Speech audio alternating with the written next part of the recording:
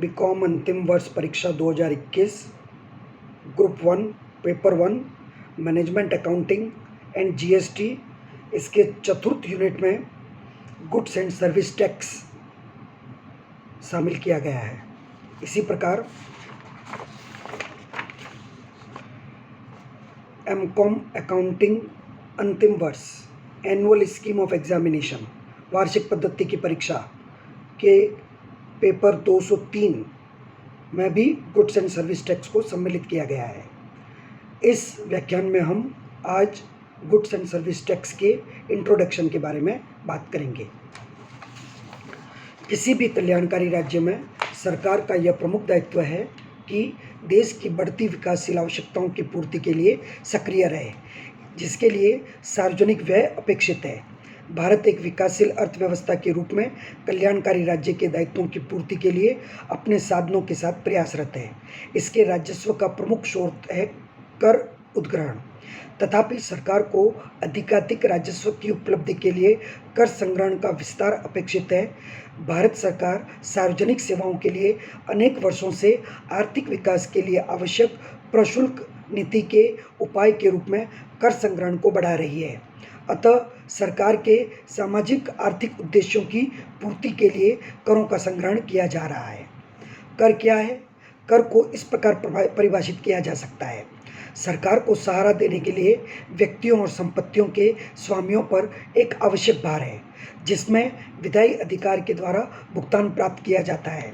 कर स्वैच्छिक भुगतान या दान नहीं है, वरन विधायी अधिकारिता के अंशदान के रूप में उद्ग्रहित होते हैं।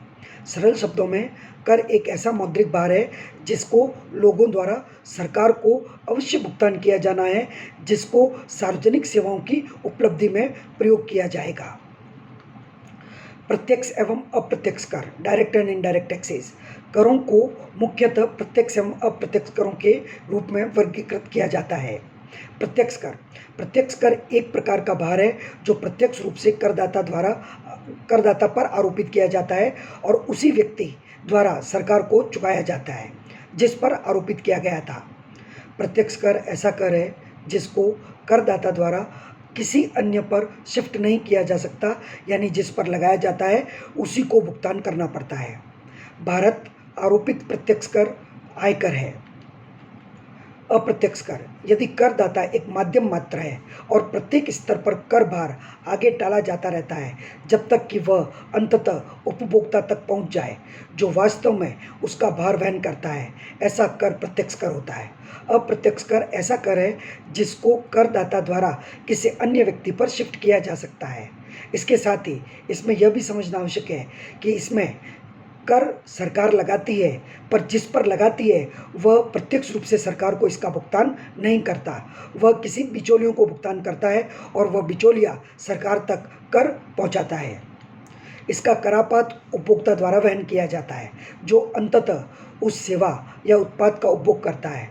जब कर का भुगतान निकट दायित्व किसी अन्य जैसे कि निर्माता या सेवा प्रदाता या माल का विक्रेता पर होता है, इसको उपभोक्ता कर भी कहते हैं। ऐसा कर प्रतिगामी प्रकृति का होता है क्योंकि यह भुगतान की क्षमता के सिद्धांत पर आधारित नहीं होता, जैसा कि आयकर। सभी उपभोक्ता आर्थिक रूप से अप्रत्यक्ष कर का भार समान रूप से वहन करते हैं। अप्रत्यक्ष करों का उपभोग व्यय विशेषाधिकार अथवा अधिकार पर होता है, परंतु आय या संपत्ति पर नहीं। अभी तक अनेक प्रकार के अप्रत्यक्ष कर भारत में लगाए जाते रहे हैं। नामतः उत्पाद शुल्क, सीमा शुल्क, सेवा कर, सीएसटी, वैट, प्रवेश कर, क्रय कर, मनोरंजन कर, लॉटरी शर्त या जुआ पर कर, विलासिता कर, विज्ञापन कर आदि। तथापि भारत में अप्रत्यक्ष कराधान में 1 जुलाई 2017 से क्रांतिकारी परिवर्तन हुआ है, जिसके अधीन एकीकृत प्रत्यक्ष अप्रत्यक्ष कर व्यवस्था में अनेक केंद्रीय एवं राज्य स्तरीय अप्रत्यक्ष करों को एकल कर में समाहित किया गया है, जिसे माल एवं सेवा कर GST goods and service tax कहा जाता है। अप्रत्यक्ष कर सुधार के क्षेत्र में जीएसटी का प्रचलन भारत में एक प्रमुख चरण है। सीमा शुल्क पूर्व की भांति जीएसटी पश्चात भी लागू रहेगा। समस्त विश्व में अर्थशास्त्री इस बात पर सहमत है कि प्रत्यक्ष कर एवं अप्रत्यक्ष कर एक दूसरे के पूरक है। इसलिए किसी विवेकपूर्ण कर संरचना में दोनों प्रकार के करों का सम्मिलित होना आवश्यक है।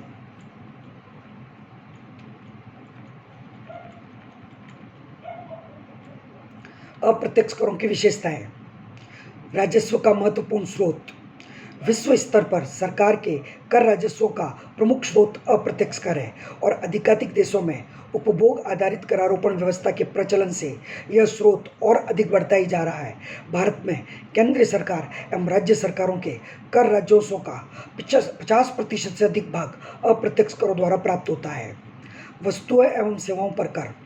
यह कर वस्तुओं के निर्माण या क्रय या विक्रय या उनके आयात या निर्यात के समय लगाया जाता है, अतः इसको वस्तु करारोपण भी कहते हैं। यह सेवाओं के प्रावधान पर भी लगाया जाता है। भार की शिफ्टिंग। अप्रत्यक्ष करों के संबंध में कर भार को शिफ्ट किया जाता है। उदाहरणार्थ, माल के पूर्तिकर्ता द्वारा चुकाया गया कर वसूल किया जा सकता है क्रेता से, माल की लागत में कर को शामिल करके एवं अन्य प्रकार से। No perception of direct pinch.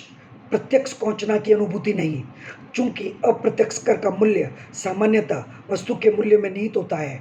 अधिकांश समय पर करदाता इसका भुगतान बिना इस तथ्य को जाने करता है कि वह सरकार को कर का भुगतान करता है। इस प्रकार करदाता अप्रत्यक्ष कर भुगतान करते समय उसकी प्रत्यक्ष कोंचना का अनुभव नहीं करता। मुद्रा प्रसार। माल और सेवाओं पर आरोपित करों से सभी स्तरों पर मूल्य वृद्धि होती है। अन्य शब्दों में, अप्रत्यक्ष करारोपण से माल और सेवाओं के मूल्यों में प्रत्यक्ष वृद्धि होती है और मूल्य वृद्धि की प्रवृत्ति उत्पन्न होती है। विस्तृत कर आधार, वाइड टैक्स बेस। प्रत्यक्ष करों से भिन्न अप्रत्यक्ष करों का विस्तृत आधार होता है। अधिकांश माल और सेवाएं निजी प्रारंभिक विमुक्त सीमाओं के साथ अप्रत्यक्ष करों के अधीन होती है। प्रवर्तकों की कल्याणकारी सहायता, प्रमोट सोशल वेलफेयर। हानिकारक माल के उपभोग पर उच्च दर से करारोपण किया जाता है, जिन्हें सिन गुड्स भी कहा जाता है, जैसे कि शराब उत्पाद, तंबाकू उत्पाद आदि। इससे न केवल इनका उपभोग नियंत्रित होता है, वरन सरकार को भी पर्याप्त राजस्व प्राप्त होता है। प्रतिगामी प्रकृति। सामान्यतः अप्रत्यक्ष कर प्रतिगामी प्रकृति के होते हैं। सामान्य उपभोग की वस्तुओं पर अमीर एवं गरीब को समान दर से कर भुगतान करना होता है।